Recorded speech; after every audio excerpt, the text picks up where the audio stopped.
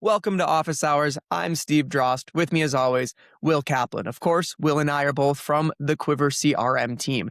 Now, what is Quivr? We are the CRM built by financial advisors for financial advisors, and our objective is simple. How can we help you run your business at peak efficiency? Now, each episode, we tackle a couple of cool items that came directly from Quivr users who are trying to do just that, make their lives a little bit easier. Will, one thing that you like to tell users and prospective users is that I put automatically on the first of the year, like hundreds, if not 1,000 tasks and workflows automatically through our automation tool. And I think the initial reaction we get from every single person you say that to is why? I would be overwhelmed. Is that fair? I mean, yes, because the issue that I think everybody is used to is feeling overwhelmed by the number of tasks that we have to do for our clients. There's so many things that as an advisor you're supposed to do that it's really easy to sort of, you have to have all that in the system, because then if you don't, you're going to forget about it. But when you've got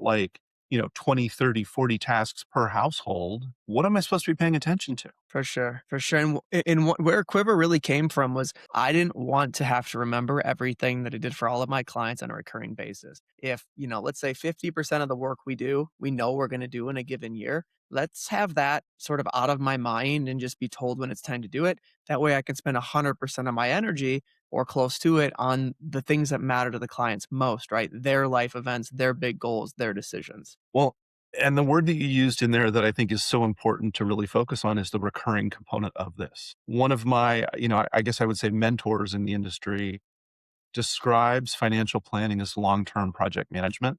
And it's just a circle. We do so many of the same things every single year. I've got this client, the Halperts, and for the next 15 years, we're going to do, this particular strategy. And then there's an event. And then we do the next strategy for the next 20 years after that. Why do I have to manually create all of that work every single year? I should be able to just have it. If we're doing Roth conversions, feed me the Roth conversion workflow. If we're doing contributions to a 401k, feed me a reminder every single year. I don't want to have to keep downloading all that information out of my brain. I just want it to show up. Hence your 1,000 tasks. But then also you have to be able to find the signal in the noise when you need to for a particular thing. I don't want to have to dig through 25 tasks to look for that Roth conversion thing when I'm at the end of the year and I'm just trying to figure out, God, I got to get through this. How do I get everything done that I need to get done before December 31st?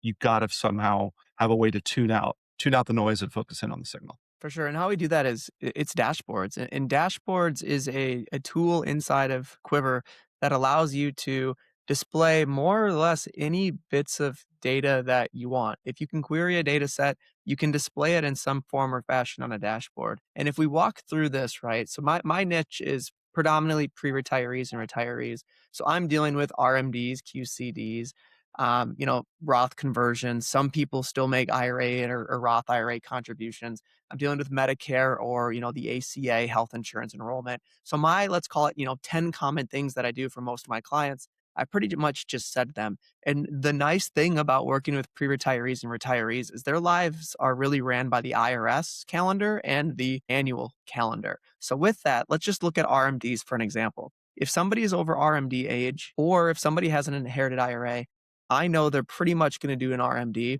unless it's inherited, right, for 10 years, I guess. But I pretty much know this person's going to do an RMD indefinitely.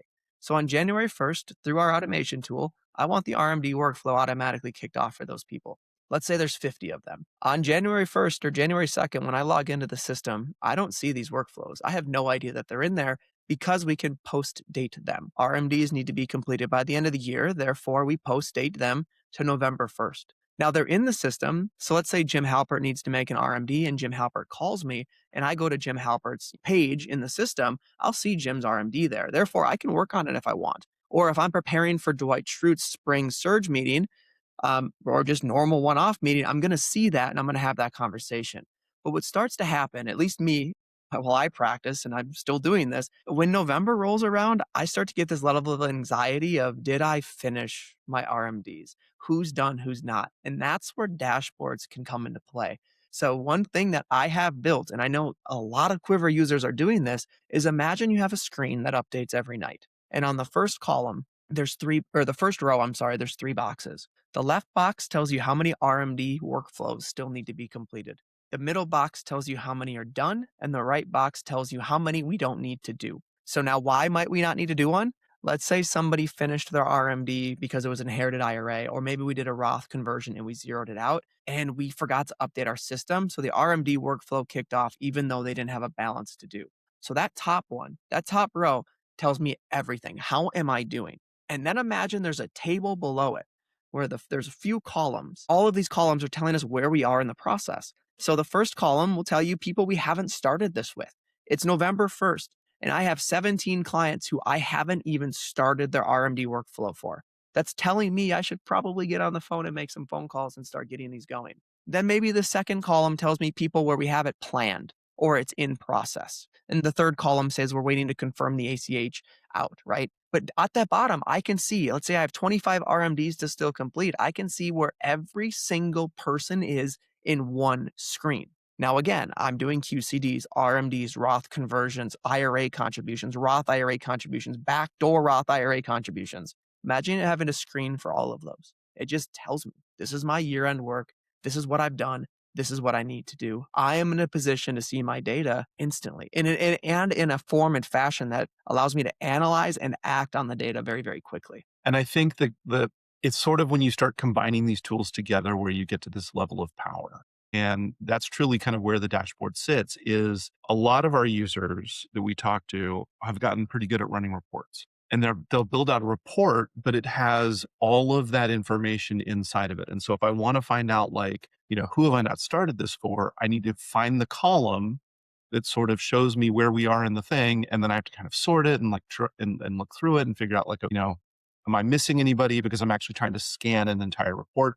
And that's really where these dashboards shine is you can then say, okay, I'm going to take the report I built. I'm going to scope it down to one particular section and then just display that information and then run the report again and look at the next stage of this particular thing. And so it's kind of this combination of I'm running the same report multiple times, but I'm pulling a particular piece of data out of it to just focus on that one thing. So I get a really quick visual, like this is where we are.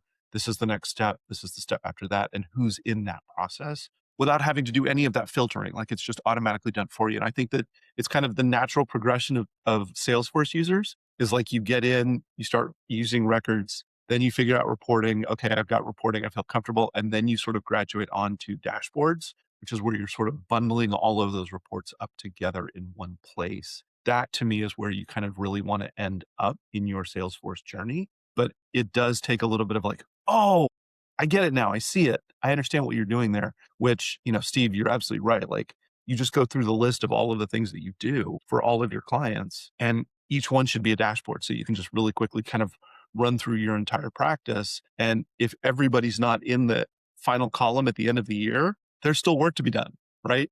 Get And what I busy. find myself doing is this is addicting because once you see the end result, you want that. So if I ever find myself searching in the system, in my email, in anything, if I'm searching for data from more than one client, that to me is I should just either dashboard this, report this. I need to make this easily accessible. Like tax returns. Yeah. I have a dashboard that shows me every single client's tax return based upon key metrics, right? Are they over or above the ACA subsidy limit? I want to see that stuff because when I'm meeting with clients or when the rules change like they did in 2025, I can easily see that.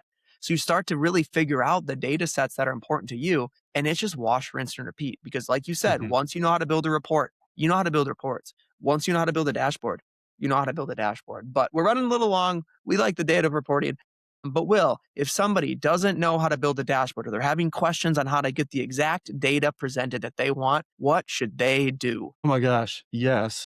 It's so funny because I was about to ask you that same question. Come to office hours. We'd love to see you there. Right, we Come talk about come stuff like this come almost to every office week. hours. Exactly. Exactly. Send us a ticket There's information about this in the community that you can go look at with examples and like how to build it and how to put it together. Like there are a lot of ways to get more information on this, but absolutely dig into this. It is so powerful and it makes so many people in your firm happy because Yes. they're not looking for data anymore. It's all just like organized the way that they need it, ready to go. It's unbelievably powerful. Exactly. If you're a Quiver user, again, just like Will said, show up to office hours every Wednesday where we can help you with similar items. If you're not a Quiver user, that's okay. Everybody makes mistakes. Nobody's perfect. But remember, it's not too late. Come schedule a demo, come hang out with me, come hang out with Will, and see what Quiver can do for you and really how it can make your life quite a bit easier.